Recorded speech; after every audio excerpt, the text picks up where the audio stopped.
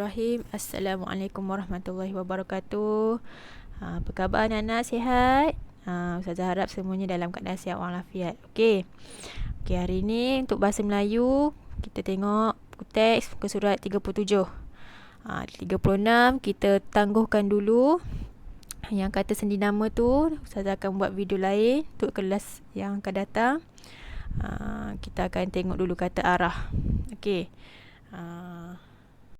Kita tengok tu muka surat 37 dalam info bahasa yang kat bawah tu, petak warna kuning. Okay, kata arah berfungsi untuk menunjukkan hala atau kedudukan.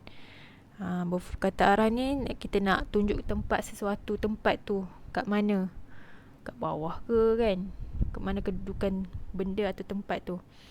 Okay, contohnya atas, tengah, luar, bawah, utara, hujung, dalam.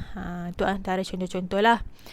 Contoh-contoh yang ada. Okey, jom kita tengok petikan. Petikan diberi. Okey, kembara sihat. SK Gemilang akan mengadakan program kembara sihat pada hari Ahad ini. Cikgu Haris telah menyampaikan taklimat tentang laluan kembara tersebut. SK Gemilang ni dia ada apa? Acara apa? Acara kembara sihat, program kembara sihat. Jadi Cikgu Haris ni dia sampaikan taklimat. Taklimat ni macam menyampaikan maklumat, informasi tentang laluan kembara tu. Laluan mana yang nak dilalui. Okey, kita tengok sama-sama. Okey, bermula dari hadapan pagar sekolah. Hadapan pagar sekolah. Okey, sinilah koknya mula ni. Yang mula ni pagar dia ni. Tengok anak panah ke sana kan. Okey, kamu perlu berlari sejauh 100 meter hingga simpang 3. Dia suruh kita berlari sampai ke simpang 3 ni. Ni simpang 3. Kenapa dia namakan simpang 3? Tengok tu. Dia ada 3 lorong kan, 3 jalan dekat situ. Ni satu, ni satu, ni satu. Okey. Lepas tu dia kata apa? Belok. Okey, dia suruh kita berlari. Berlari. Belok ke kiri menuju ke arah utara. Dah sampai simpang 3, dia suruh kita belok ke kiri. Ke arah utara. Okey, macam mana kita tahu arah utara? Tengok atas. Okey, tengok ni. Dia bagi panduan ni. Yang bulat tu. U tu untuk utara. Bawah dia ialah selatan.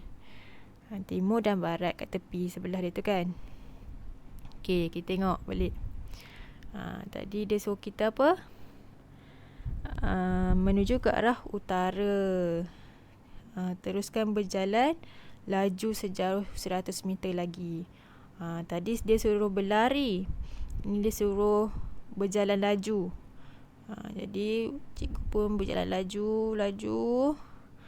Okey, setibanya di hujung jalan. Okey, hujung jalan. Ni hujung jalan ni kan, tak ada belok apa mana. Jalan kamu akan membelok ke kanan. Okey, cikgu pun membelok ke kanan. Teruskan berlari pecut sejauh 100 meter. Tadi berjalan laju. Ni berlari pecut pula. Ustazah pun berlari laju pecut. Sampai ke hujung tu.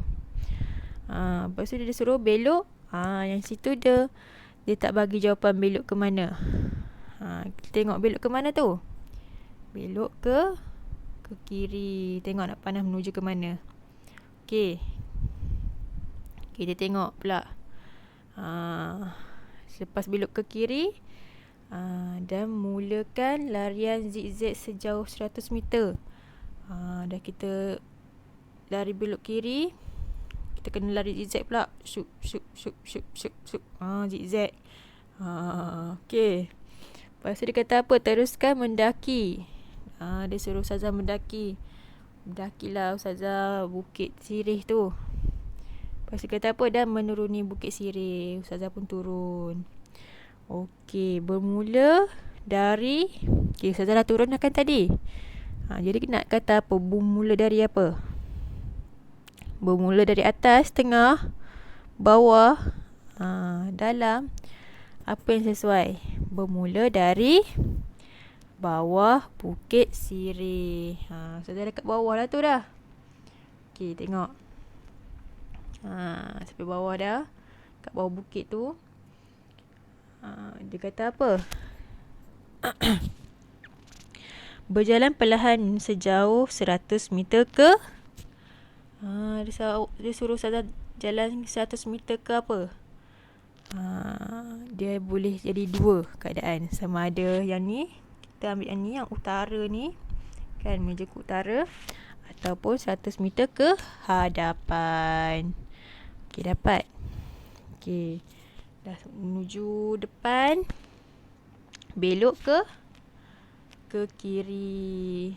Belok ke kiri dan berjalan laju sejauh 200 meter. Dia suruh Ustazah jalan laju pula. Ustazah pun jalan. Okey, belok ke kiri. Dia suruh Ustazah belok ke kiri pula. Dan berlarilah hingga ke garisan penamat. Sampai je sini dia suruh Ustazah lari ke garisan penamat. So lari tamatlah sini. Okey. Okey, faham tak kata arah ni macam mana? Okey. Dia bagi tunjuk jalan, tunjuk kedudukan dekat mana, ke kiri ke kanan ke, ujung ke, bawah ke, ke hadapan. Kalau awak tengok dalam teks ni yang merah-merah tu, itu semua ialah kata arah. Okey. Baik, untuk hari ini itu saja pelajaran kita mengenai kata arah. Ingat tu kata arah tu apa dia? Ustazah dah bagi contoh dah kan? Kita dah baca sama-sama tadi. Okey, sekarang ni lepas ni awak buka pula muka surat sebelah dia, itu muka surat 38. Okey, tengok muka surat 38, pengukuhan. Dengar dan berikan respons terhadap soalan yang diberikan. Ustazah nak awak baca apa itu gejala taun. Taun ni sejenis penyakit. Awak baca apa yang dia bagi. Dan Ustazah nak awak nampak tak yang bawah tu kan, dialog antara budak perempuan dan budak lelaki tu. Budak perempuan tu tanya, apakah punca penyakit taun? Ustazah nak awak buat. Ustazah nak awak jawab bagi pihak budak lelaki ni. Okey. Budak perempuan tu tanya apakah punca penyakit taun? Awak jawablah. Buat dalam buku tulis. Buku karangan awak tu lah, buku karangan. Buat dalam buku karangan. Jawapan dia semua ada kat atas ni. Ustazah bagi contoh ya. Apakah punca penyakit taun? Budak perempuan tu tanya. Okey, apa yang perlu budak lelaki ni jawab? Tengok ni. Punca penyakit taun ialah bawaan air dan makanan yang tercemar. Itu jawapan dia. Okey, saya dah bagi dah soalan yang pertama. Yang lain awak jawab dan buat dalam buku karangan. Okey. Saya dah bagi contoh dah. Soalan kedua apa? Di kawasan manakah penyakit taun mudah merebak? Semua ada dalam petikan kat atas tu. Awak jawab je. Pastikan bila dia tanya, awak jawab. Contohkan tadi, apakah punca penyakit taun? Awak ambil ayat ni, punca penyakit taun ialah bawaan minuman dan makanan yang tercemar. Yang kedua, di kawasan manakah penyakit taun mudah merebak? Awak ambil ayat ni balik, penyakit taun mudah merebak di mana? Macam tu juga, apakah tanda mereka yang dijangkiti taun? Tanda mereka yang dijangkiti taun ialah apa-apa-apa. Ustazah tak nak awak main jawab terus jawapan dia, tak nak. Ustazah nak awak buat ayat sikit. Buat ayat. Ambil balik ayat dalam tu, awak sambung je dekat tepi tu. Okey. Okey, lepas tu seterusnya, apakah tindakan yang perlu dilakukan jika cirit-birit berterusan melebihi 2 hari? Tindakan dia ialah, ambil balik tindakan yang perlu dilakukan. Ambil balik perkataan tu.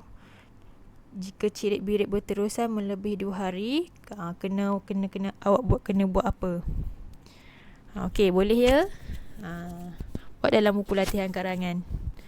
Hantar kat gambar dan bagi kat dekat Ustazah, Telegram Ustazah. Okey.